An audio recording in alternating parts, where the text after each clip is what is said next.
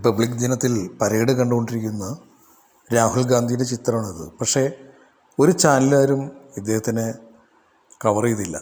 ഇദ്ദേഹം ഇന്ന് ഇന്ത്യയുടെ പ്രതിപക്ഷ നേതാവാണെങ്കിൽ തന്നെയും അതിലുപരിയായിട്ട് സ്വന്തം അച്ഛനെയും അമ്മമ്മേനെയും ഒക്കെ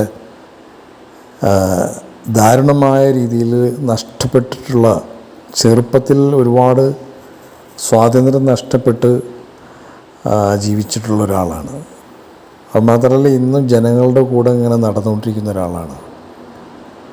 പക്ഷേ അദ്ദേഹത്തിന് ഒരു ചാനലുകാരും ടെലികാസ്റ്റ് ചെയ്തില്ല. ചാനലുകളൊക്കെ മോദി എന്ന പ്രധാനമന്ത്രിയുടെ സ്തുതിപാഠകരായി മാറിയിരിക്കുകയാണ് നമ്മുടെ രാജ്യത്ത്.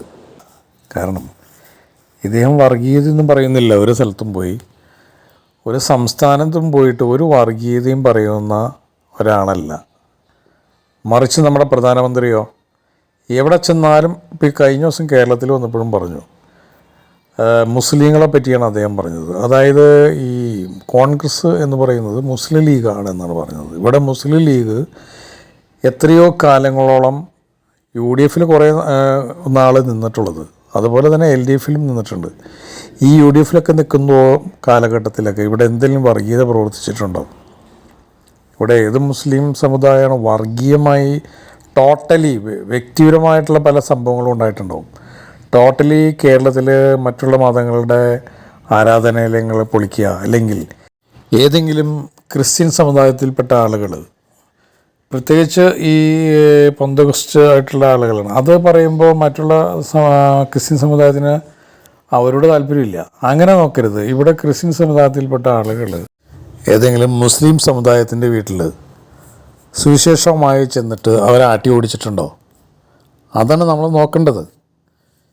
അവരെയൊക്കെ സ്വീകരിച്ച് സംസാരിച്ചിട്ടുള്ളൂ. പക്ഷേ ഹിന്ദുക്കളുടെ വീട്ടിലേക്ക് ചെന്ന് നോക്കൂ, അവർ ആട്ടി ഓടിക്കും, തല്ലിയിട്ടുണ്ട്, ഓടിച്ചിട്ടുണ്ട്, പോലീസ് സ്റ്റേഷനിൽ കയറ്റിയിട്ടുണ്ട്. ഇന്ന് പല പള്ളികളും ആക്രമിക്കപ്പെടുന്നുണ്ട്. അത് നമുക്ക് എല്ലാവർക്കും അറിയാം. ഇവിടെ ഏതെങ്കിലും മുസ്ലിം സമുദായം ഈ ഇന്ത്യയിൽ ഏതെങ്കിലും ക്രിസ്ത്യൻ പള്ളികൾ അല്ലെങ്കിൽ അമ്പലങ്ങൾ ആക്രമിക്കുന്നുണ്ടോ? മറ്റുള്ള ഇപ്പോൾ മലപ്പുറം ഏതെങ്കിലും സമുദായത്തിൻ്റെ ആളുകൾ, അവിടെ താമസിക്കുന്ന ആളുകൾ അവിടെയുള്ള മുസ്ലിം സമുദായത്തിനെ കുറ്റം പറയുന്നുണ്ടോ? അവരെ സ്നേഹങ്ങളെ പറ്റി പൊക്കി പറയുന്നുള്ളൂ. കാരണം അവരത് അനുഭവിച്ചുകൊണ്ടിരിക്കുന്നു. ഇവിടെ മുസ്ലിമൻ എന്ന് പറയുന്ന സമുദായത്തെ, അല്ലെങ്കിൽ ഇസ്ലാം എന്ന സമുദായത്തിനെ അവരെ എടുത്തു കാണിച്ച് ശത്രുക്കളാക്കി ഞങ്ങൾ അവരെ ഒതുക്കും എന്ന് മറ്റുള്ളവരോട് കാണിച്ചു കൊടുത്ത്, അതായത് അവരെ ഞങ്ങൾ ഒതുക്കുമെന്ന് കാണിച്ച്, ഇവർ ഭയങ്കര തീവ്രവാദികളാണെന്ന് കാണിച്ച് ഒരു രാജ്യം പിടിച്ചടക്കുന്നു. രാജ്യം പിടിച്ചടക്കിയ ഓരോ സംസ്ഥാനങ്ങളിലെ അവസ്ഥകളും എല്ലാം നമ്മൾ മനസ്സിലാക്കുക. കാരണം ഇവരുടെ ശരിക്കും പറഞ്ഞാൽ ഭൂരിപക്ഷം ഹിന്ദുക്കളും ഈ പറയുന്ന BJPയിലില്ല. അവർക്കറിയാം ഇവിടെ മതമൈത്രിയാണ് നല്ലതെന്ന്. കാരണം വെച്ചിട്ടുണ്ടെങ്കിൽ ഇവിടെ വലിയ റോഡുകളും വിമാനത്താവളങ്ങളും അല്ലെങ്കിൽ ബുള്ളറ്റ് ട്രെയിൻ ഇതെല്ലാം ഉണ്ട്. നമുക്ക് ഇതെല്ലാം ഉണ്ടാക്കിയിട്ട് പരസ്പരം ജനങ്ങൾ തമ്മിൽ ശത്രുക്കളായിട്ട് ജീവിച്ചു കഴിഞ്ഞാൽ എങ്ങനെ ഉണ്ടാവും? നമുക്ക് സന്തോഷം ഉണ്ടാവുമോ? നമ്മൾ മറ്റു മതങ്ങളും മറ്റു മനുഷ്യരായിട്ട് ഇടകലർന്ന് ജീവിക്കുമ്പോഴല്ലേ നമുക്കൊരു സന്തോഷമുള്ളത്. ഇതൊരു ഹിന്ദു ആയിട്ടുള്ള മനുഷ്യൻ ഒരു മുസ്ലിമായിട്ടുള്ള മനുഷ്യനും കാണുമ്പം മിണ്ടില്ല, അവൻ്റെ കടയിൽ കയറി ഒരു സാധനം വാങ്ങിക്കില്ല. തിരിച്ച് ക്രിസ്ത്യൻസിൻ്റെ കടയിൽ കയറില്ല, അവൻ രക്ഷപ്പെടരുത്, അവരെ പോയി ഒരു ബിസിനസ് ചെയ്യരുത്, അവനൊരു സഹായം ചെയ്യരുത് എന്നുള്ളൊരു തോന്നലുണ്ടായി. എല്ലാവരും അങ്ങനെ ജീവിച്ചാൽ എങ്ങനെ ഇരിക്കും? അപ്പോൾ ആ ഒരു അവസ്ഥയിലേക്കാണ് BJP ഈ രാജ്യത്തെ കൊണ്ടെത്തിച്ചു കൊണ്ടിരിക്കുന്നത്. ഇതെന്തുകൊണ്ട് ആരും മനസ്സിലാക്കുന്നില്ല എന്നുള്ളതാണ് ഏറ്റവും വലിയ അത്ഭുതം. ഹിന്ദുക്കളായിട്ടുള്ള ഒരുപാട് ആളുകൾ മാറി BJPയിലേക്ക് പോയി. അവരൊക്കെ നമ്മുടെ സുഹൃത്തുക്കൾ തന്നെയാണ്.